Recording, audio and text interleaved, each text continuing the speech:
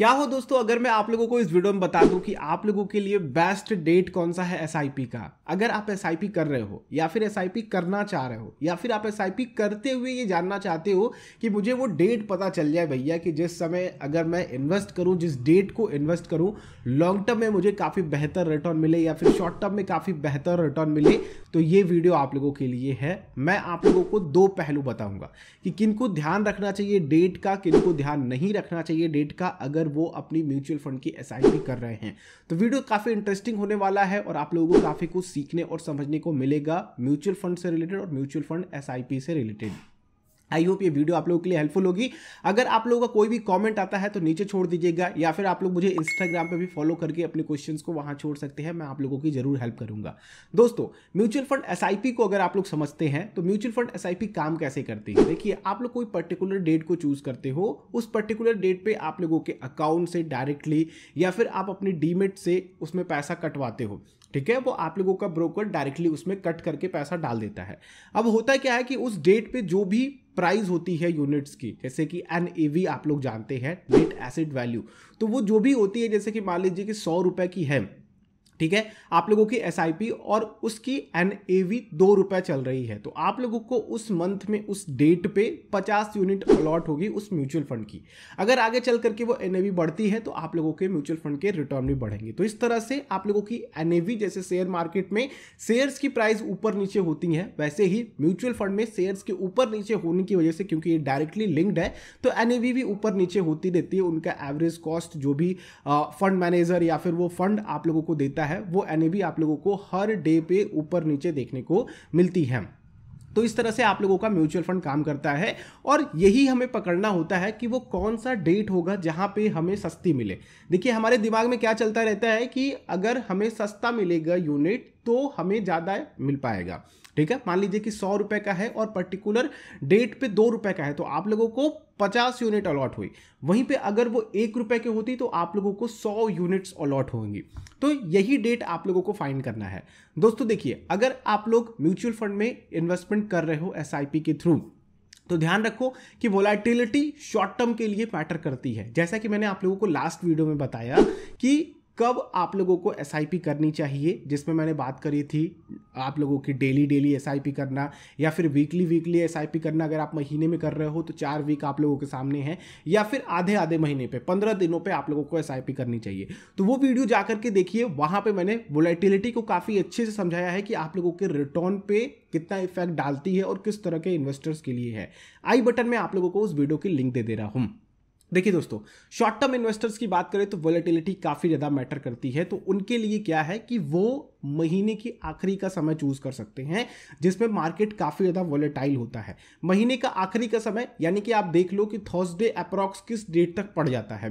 जैसे कि आप लोगों का 2 से 3 साल का गोल है, तो आप क्या कर सकते हो कि महीने के लास्ट में आप चूज कर सकते हो। जैसे कि मान लो कि थर्सडे अप्रॉक्स 26-27 के बीच में पड़ जाता है या फिर 25 से लेकर के 30 के बीच में पड़ जाता है, तो आप देख लो, एक बार कैलेंडर उठा करके देख लेना कि थर्सडे कहाँ पर ज़्यादा पड़ रहा है, किस डेट के बीच में।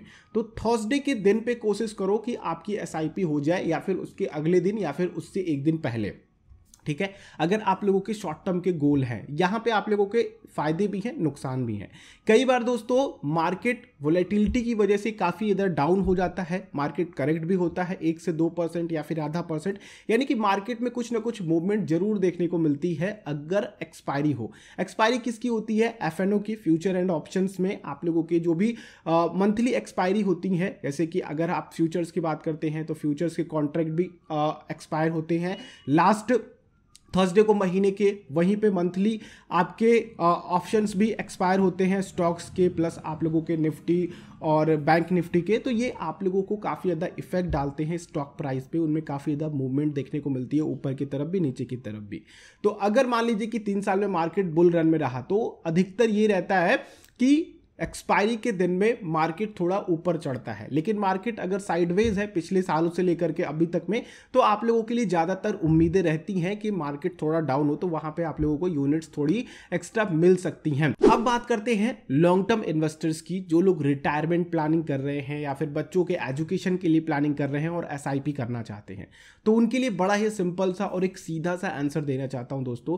मैंने लगभग 15 से 16 फंड्स पे ट्राई करा है, अलग अलग डेट्स पे डाल करके। मैंने शुरुआत के डेट पे भी डाल करके देखा, मैंने 7 यानी कि एक हफ्ते की बात 7 से 8 के बीच में भी देखा, मैंने 15 तारीख को भी करके देखा, मैंने 30 तारीख को भी करके देखा। मुझे बहुत ज़्यादा डिफरेंस देखने को नहीं मिला। बहुत सारे फंड्स ने क्या किया कि 0.1 या फिर 0.2% का डिफरेंस दिखाया। वो भी कोई फंड तो उनसे बेहतर रिटर्न दिखाया, कोई फंड उनसे बुरे भी रिटर्न दिखाए पर्टिकुलर डेट्स पे।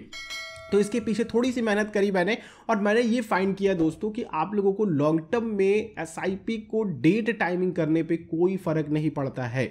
आप लोगों को इतनी माथापच्ची करने की जरूरत नहीं है। मान लीजिए कि अगर आप लोग एक्सपायरी को भी ध्यान में रख करके करते हैं, तो अगर एक्सपायरी की मूवमेंट आ जाती है तो फिर वो आप लोगों के एवरेजिंग जो कॉस्ट है वो और कम हो जाएगा। अगर एक्सपायरी की मूवमेंट डाउन आ रही है तो फिर आप लोगों को अच्छे यूनिट्स मिल जाएंगे, वहां पे रिटर्न्स 0.1% 0.2% बढ़ सकते हैं, लेकिन लॉन्ग टर्म में इसका बहुत ज़्यादा फर्क नहीं पड़ता है। तो अगर आप लोग एसआईपी कर रहे हैं लॉन्ग टर्म के लिए, जो कि 5 से 10 साल के लिए है या फिर उससे ज़्यादा आप लोगों के रिटायरमेंट प्लानिंग के साथ है, तो आप लोगों को डेट टाइमिंग करने की ज़रूरत नहीं है। आप लोग जिस डेट को पैसा रिसीव करें उसी डेट को आप पैसा इन्वेस्ट कर सकते हैं, और बाकी का जो पैसा आपके पास बच रहा है वो जो आप करना चाहते हैं वो कर सकते हैं।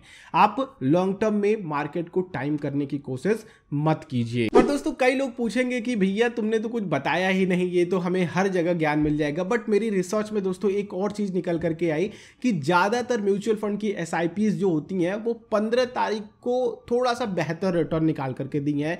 मैंने देखा कि 0.5%, 0.1% ज्यादा, 0.2% ज्यादा, बहुत ज्यादा फर्क तो नहीं देखने को मिलेगा, पर मैक्सिमम 0.2% मुझे एक्स्ट्रा देखने को मिला अगर 15th को अपनी एसआईपी करी जाए तो कोशिश कीजिए कि अगर 15 को हो जाए तो ठीक है, वरना अगर आप लोगों का लॉन्ग टर्म का इन्वेस्टमेंट है तो आप लोग जिस दिन पैसा रिसीव करो, क्योंकि कई लोग जो होते हैं एसआईपी करते हैं वो सैलरीड पर्सन होते हैं, उनकी सैलरी फिक्स होती है, तो वो क्या कर सकते हैं जिस दिन पैसा रिसीव हुआ उसके अगले दिन, या फिर अगर वेट कर सकते हैं तो 15th को करें, तो आप लोगों का जो रिटर्न है स्लाइटली थोड़ा बेटर हो सकता है।